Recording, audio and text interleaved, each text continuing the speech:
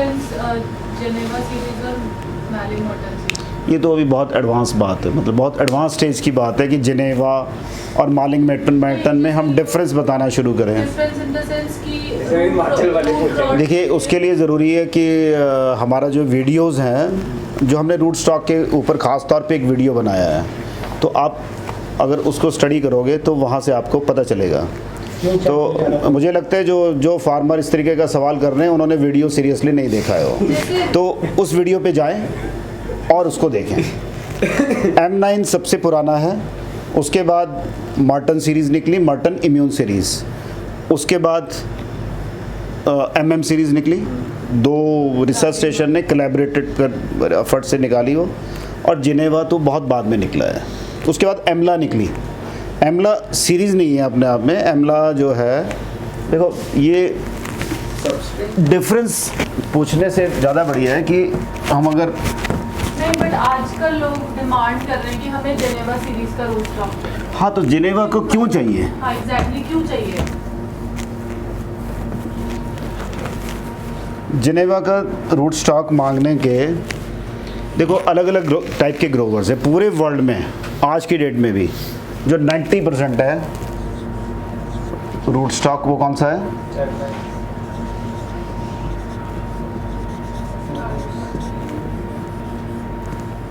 M9। जबकि जिनेवा को निकले हुए बहुत टाइम हो गया है, 30-35-40 साल हो गए, लगभग 40 साल हो गए, 40-45 साल हो गए।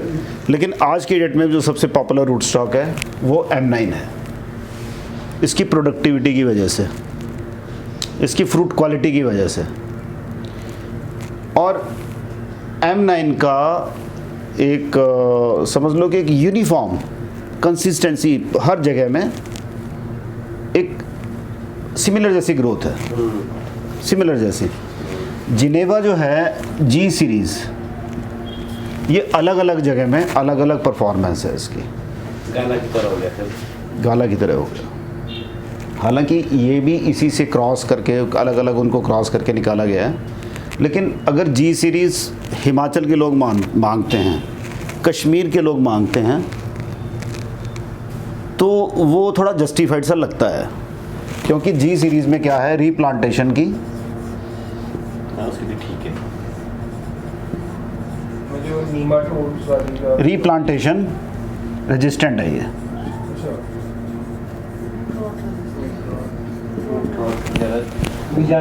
रीप्लांटेशन जैसे हमारे थर्ड टाइम्स में ऑर्चर्ड लग रहे हैं, रूट रॉट, वो तो इंडिविजुअल जब G सीरीज़ को हम कंपेयर करते हैं तो उसको देखते हैं कि ये वुली एफिड रेजिस्टेंट भी है, ये भी है, ये भी है, वो आपको बाकी उसमें मिल जाएंगे, एमला सीरीज़ में भी मिल जाएंगे, एमला 111, 106 में। लेकिन जो वुली एफिड है वो बहुत बड़ी प्रॉब्लम नहीं है, प्रॉब्लम है लेकिन इतनी बड़ी प्रॉब्लम नहीं है कि आप प्रोडक्टिविटी के सामने उसको सेक्रीफाइस कर दो कि जी वुली एफिड लगता है, मतलब फ्रूट क्वालिटी तो बहुत अच्छी लगती है पर मुझे फ्रूट क्वालिटी नहीं चाहिए, लो फ्रूट क्वालिटी चाहिए, मैं 111 लगा दूँगा।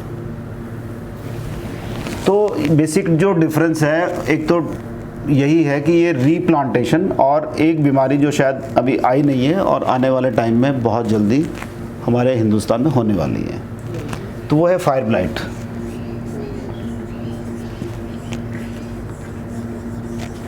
तो जो फायर ब्लाइट है, जनरली जितने जिनेवा सीरीज़ हैं वो रिप्लांटेशन और फायर ब्लाइट रेजिस्टेंट है। तो जो बहुत एडवांस फार्मर्स हैं वो हमारे उत्तराखंड में, तो मुझे लगता नहीं कि लोगों को ज़्यादा किसी में जाना चाहिए, लोग लगाएं अपना M9, M7,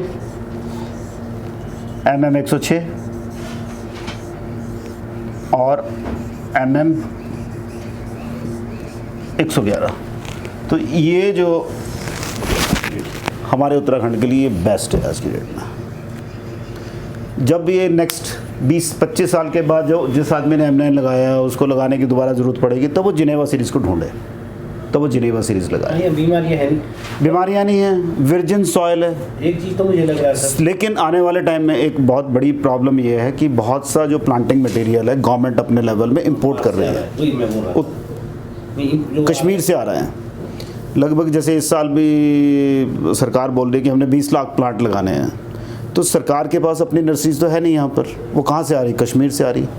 जितनी बीमारियाँ कश्मीर में हैं वो सारी बीमारियाँ आने वाले टाइम में उत्तराखंड की मिट्टी में हो जाएंगी। यही बात मैं बोलने वाला था कि इनविटेशन दे रहे हैं यहाँ लोग कि आप हाँ, तो ये लोग नहीं कर रहे हैं इसको, ये जो हमारा हॉर्टिकल्चर डिपार्टमेंट है, नहीं, वो लोगों को जानकारी हो ना तो लेंगे ही नहीं।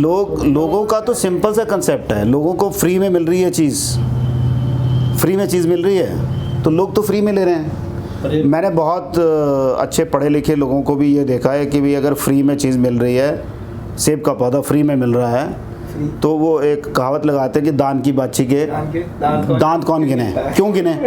भाई फ्री में मिल रही है, आने दो। लेकिन उन लोगों को ये नहीं मालूम है कि वो बीमारी ला के अपनी मिट्टी में लगा रहे हैं और अपनी सॉइल को, अपनी मिट्टी को प्रदूषित कर रहे हैं। तो एक तो जैसे अंकित तुम बोल रहे थे कि भाई यहाँ के लोग ज़्यादा वैरायटी के बारे में पूछ रहे हैं, तो जो ज़रूरत है वो ये पूछें कि भी उनके पास जो प्लांटिंग मटेरियल आ रहा है उसको तैयार करने के लिए क्या तरीका यूज़ कर रही है नर्सरी, जिससे भी आ रहा है वो कुछ, तो वो प्रॉपर तरीका है कि नहीं है, वो जो रूट स्टॉक है वो रूट स्टॉक है भी कि नहीं है, जो वैरायटी है वो ट्रू टू टाइप है कि नहीं है।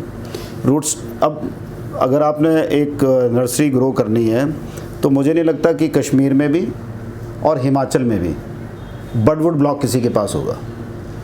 बडवुड ब्लॉक लोग उसी को मानते हैं जिसमें वो सेब हार्वेस्ट करते हैं, जिसमें सेब निकालते हैं, जबकि बडवुड का अलग ब्लॉक, जैसे हमारे पास अपना बडवुड ब्लॉक है तो हम उसमें सेब नहीं लेते, वो सिर्फ हमने बडवुड के लिए रखा है। और उसका भी एक प्रोटोकॉल है कि वो बडवुड ब्लॉक कैसे बनता है, किस तरीके से हम उसमें काम करते हैं, तो वो सारी चीज़ें हैं। नहीं, कुछ फार्मर्स तो अवेयर हैं, जैसे मेरे को कॉल्स आती हैं तो फार्मर्स, इक्के दुक्के फार्मर्स पूछते हैं जी आपकी नर्सरी कहाँ है। बहुत कम पूछते हैं, लेकिन ये पूछते हैं कि आपकी नहीं, वो सिर्फ ये नहीं पूछना काफ़ी नहीं है, वो नर्सरी में आए, नर्सरी में विज़िट करें, हमारी जो प्रैक्टिसेस है, हम किस तरीके से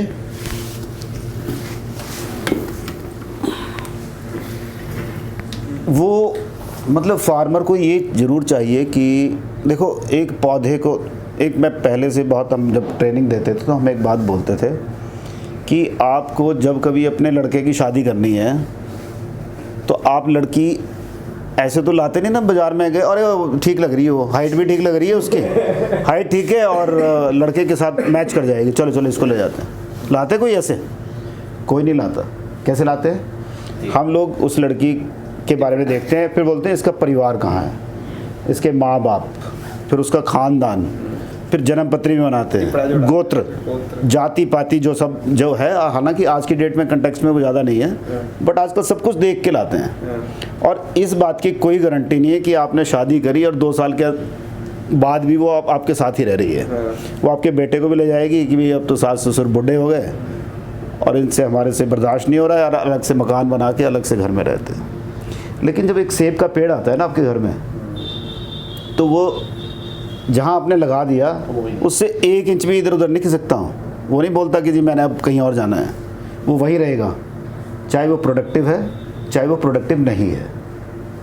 तो आप जब कभी भी सेब का पौधा लाएं तो उसके भी गोत्र देखें, उसका भी परिवार देखें कि वहाँ उसकी परवरिश ठीक हुई कि नहीं हुई, उसको ठीक से संस्कार दिए गए कि नहीं दिए गए। तो ये सारी चीज़ें हैं जो आपको, आपकी जो खेती है उसको प्रॉफिटेबल बना सकती है। नहीं तो यही होगा कि आप सस्ते के चक्कर में हर कहीं से उठा के लाए और 4 साल के बाद आपको पता चला कि यार जो मैं लाया था चीज़ वो तो कुछ और निकली।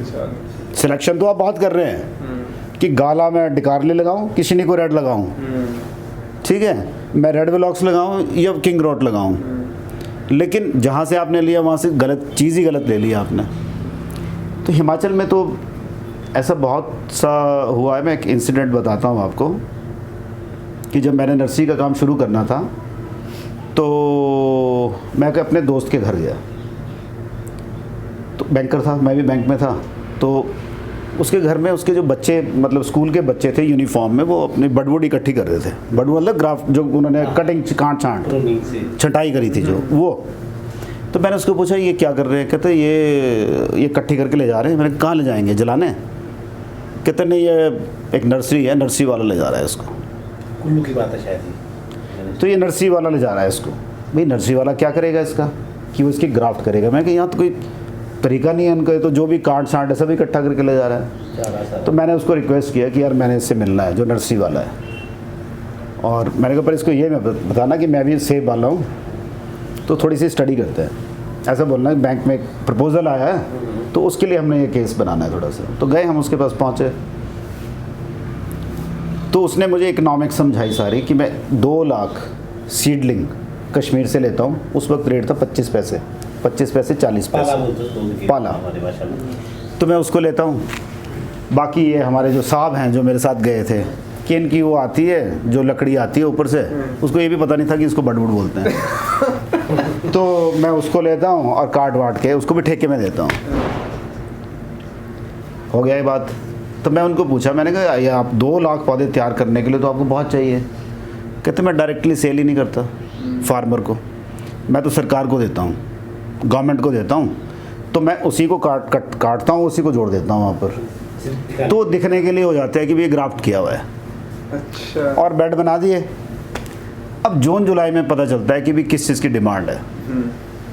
रेड चिप, उस पर रेड चिप था, रेड चिप था, ब्राइट एंड अर्ली था, ऐसे ऐसे उसने कुछ नाम मेरे को बताए कि जी जिसकी डिमांड आती है मैं उसकी फट्टी बनाता हूँ और एक जगह लगा देता हूँ कि ये चीज़ है। एक वांस नाम का, वांस डिलीशियस। तो कहते हैं मैं इस तरीके से बेचता हूँ, जो कमीशन होती है बीच में उनको कमीशन भी देता हूँ। और डायरेक्टली क्योंकि मैं किसान को नहीं देता, मैं देता हूँ सरकार को। सरकार अपने अपने जितने उनके एक्सटेंशन सेंटर है वहाँ से देती है। तो ना तो किसान को पता होता है कि ये पौधा कहाँ का है, और ना हमें पता होता कि हमारा पौधा किस किसान को गया। तो सारा सेफ हो गए। तो उत्तराखंड में भी आज की डेट में वही हो रहा है कि जो बाहर से जितने आ रहा है मटेरियल, एक तो बीमार आ रहा है वो, और किसान को पता नहीं है कि वो कहाँ का है, किस नर्सरी का है, क्योंकि नर्सरी वाले ने अपना नाम ही नहीं लिखा उसमें, वो सेम मटेरियल है वह उसी तरीके से। तो ये प्रैक्टिस आज से नहीं चल रही है, ये समझ लो कि मेरा 20 साल पहले की बात है ये। तो 20 साल पहले हमने ये देखा कि इस तरीके से लोग गलत प्रैक्टिसेस करते हैं, और अल्टीमेटली जो नुकसान होता है वो होता है किसान को। लेकिन क्योंकि किसान जागरूक नहीं है, उसको नॉलेज नहीं है, वो जागरूक होना भी नहीं चाहता, वो मुफ्त का मिलता है बस मुफ्त का लगा देता है। तो ये सबसे बड़ा ड्रॉबैक है। तो इसके लिए ज़रूरी है कि हमारे जो किसान हो वो जागरूक रहें, जागरूक हों। एक सवाल और है आपसे। हम अभी बेसिक जानकारियों के बारे में अभी हम बात कर रहे हैं, और धीरे धीरे करके हम इसमें और एडवांस चीज़ें डालते रहेंगे अपने चैनल में। अभी अगर आपके मन में फिर भी कोई शंकाएं हैं, फिर भी आप कोई चीज़ें पूछना चाहते हैं, तो आप हमसे कैलाश नर्सरी फार्म में हमारे वीडियो के नीचे हम कमेंट कर सकते हैं, हमें मैसेज कर सकते हैं, हमें मेल कर सकते हैं, और हम आपके जवाबों के साथ तैयार रहेंगे। तो आप सभी का बहुत बहुत धन्यवाद। Thank you. Stay connected. Stay connected.